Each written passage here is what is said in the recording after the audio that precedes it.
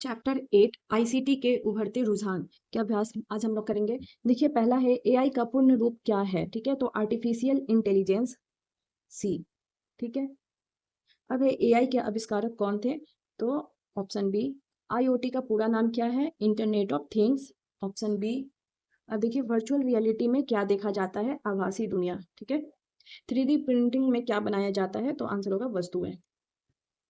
अब खाली स्थान भरे। ठीक है, देखिए खाली स्थान को आईओटी डिवाइसों को जोड़ने के लिए उपयोग किया जाता है। ठीक है, तो ऊपर में मेरे अकॉर्डिंग यहाँ अगर ऑप्शन आपके पास होता है इंटरनेट तो सबसे अच्छा ऑप्शन यहाँ पे इंटरनेट आता, बट नहीं है तो हम यहाँ सेंसर ऑप्शन दे रहा है तो सेंसर लिखेंगे, क्योंकि आप यहाँ देखिए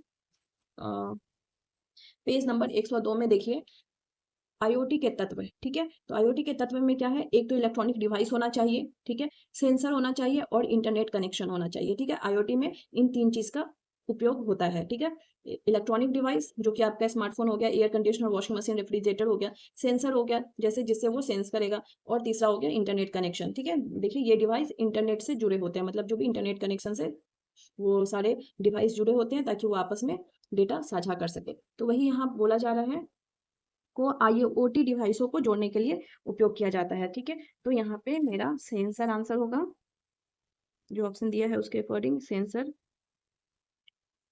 ठीक है, अब देखिए एआई में उपयोग की जाने वाली खाली स्थान तकनीक से मशीनें अपने अनुभव से सीखती है। आंसर होगा मशीन लर्निंग। Machine learning. ठीक है, अब देखिए तीसरा है ऑगमेंटेड रियलिटी में खाली स्थान का उपयोग करके असली दुनिया पर डिजिटल चीजें जोड़ी जाती है। आंसर होगा एआर ग्लास। ठीक है, एआर ग्लास। अब देखिए चौथा है खाली स्थान एक ऐसी तकनीक है जिसमें आभासी दुनिया में प्रवेश करने के लिए हेडसेट पहना जाता है। ठीक है, तो उसका आंसर होगा पहला जो है ये वर्चुअल रियलिटी। यहाँ पे लिख लेंगे वर्चुअल रियलिटी। अब देखिए लास्ट है 3D प्रिंटिंग का उपयोग करके हम किसी वस्तु का खाली स्थान मॉडल बना सकते हैं। तो यहाँ ऑप्शन देखिए आपका है 3D इंटरनेट। ठीक ठीक है, तो जो ऑप्शन दिया है उसके अकॉर्डिंग ये हो जाएगा 3D इंटरनेट। ठीक है, 3D इंटरनेट मॉडल बना सकते हैं। अब देखिए गलत और सही वाला प्रश्न क्वेश्चन नंबर 3 में लगाना है। तो ये देखिए ई गवर्नेंस का उद्देश्य सरकारी सेवाओं को ऑफलाइन माध्यम से नागरिकों तक पहुंचाना है। गलत, ऑनलाइन तरीके से पहुंचाना है, जैसे कि आधार कार्ड का रजिस्ट्रेशन करना या फिर उसमें सुधार करना हम बैठे बैठे ऑनलाइन कर दें। अब ऑगमेंटेड रियलिटी में असली दुनिया में डिजिटल जानकारी जोड़ी जाती है। सही, ई लर्निंग में पढ़ाई के लिए इंटरनेट की आवश्यकता नहीं होती है। गलत बात, आवश्यकता होती है। ठीक है, 3D प्रिंटिंग में वस्तुओं को डिजिटल रूप में प्रिंट किया जाता है। सही, एआई का पूरा नाम आर्टिफिशियल इंटेलिजेंस है। सही। अब नेक्स्ट है क्वेश्चन नंबर 4। क्वेश्चन नंबर 4 लघु उत्तरीय प्रश्न। पहला है कृत्रिम बुद्धिमत्ता क्या है? आंसर होगा कृत्रिम बुद्धिमत्ता का मतलब है कंप्यूटर को इंसानों की तरह सोचना और काम करना सिखाना, जैसे रोबोट जो बात कर सकते हैं या वीडियो गेम में कंप्यूटर अपने आप खेलते हैं। क्वेश्चन नंबर 2 मशीन लर्निंग का क्या मतलब है? आंसर है मशीन लर्निंग का मतलब है कंप्यूटर को खुद से सीखना सिखाना। जैसे अगर आप उसे बहुत सारे बिल्लियों के फोटो दिखाओगे तो वो अगली बार खुद ही बिल्ली को पहचान लेगा। अब है question number 3 internet of things IoT क्या है?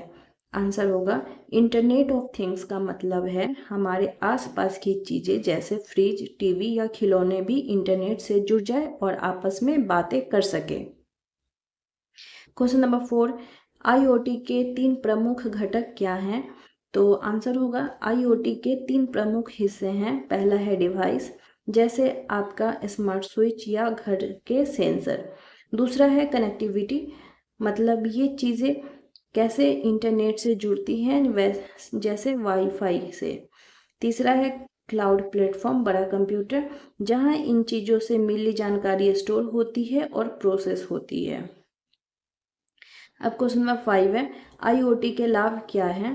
तो आंसर होगा आईओटी से हमें बहुत फायदे होते हैं, जैसे हम अपने घर की चीज़ों को दूर से कंट्रोल कर सकते हैं, चीज़ें अपने आप काम कर सकती हैं जिससे हमारा काम आसान हो जाता है और हमें ज़रूरी जानकारी जल्दी मिल जाती है। क्वेश्चन नंबर 5 है दीर्घ उत्तरीय प्रश्न। पहला है एआई किन किन क्षेत्रों में इस्तेमाल होता है? आंसर होगा एआई आजकल बहुत सारी जगहों पर इस्तेमाल होता है, जैसे डॉक्टर बीमारियों का पता लगाने में मदद करते हैं। गाड़ियाँ अपने आप चलने वाली गाड़ियाँ बनाने में। मोबाइल आपके सवाल के जवाब देने वाले असिस्टेंट जैसे सिरी, गूगल असिस्टेंट हो जाएगा। और गेम कंप्यूटर को और ज़्यादा स्मार्ट बनाने में। फैक्ट्री रोबोट से काम करवाने में। अब क्वेश्चन नंबर सेकंड है, वर्चुअल रियलिटी से जुड़ी चुनौतियाँ क्या है?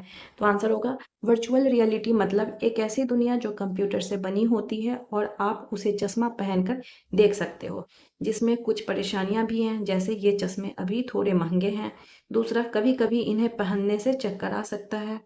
तीसरा, अभी इसमें देखने के लिए बहुत ज़्यादा मज़ेदार चीज़ें नहीं बनी हैं। अब देखिए क्वेश्चन नंबर 3 है, रोबोटिक्स और स्वचालन के क्या लाभ हैं? आंसर है रोबोट और ऑटोमेशन से बहुत फायदे होते हैं, जैसे काम जल्दी होता है, काम अच्छे से होता है, गलतियां कम होती हैं।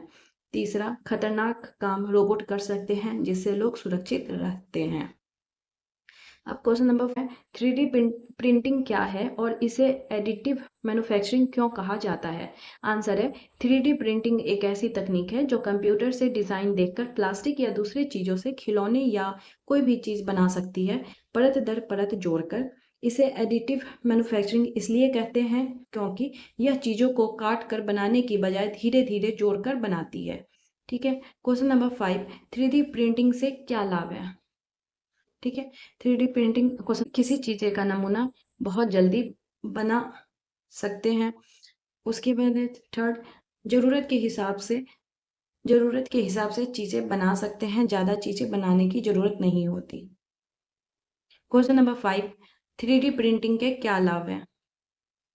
क्वेश्चन नंबर 5, 3D प्रिंटिंग के लाभ क्या हैं?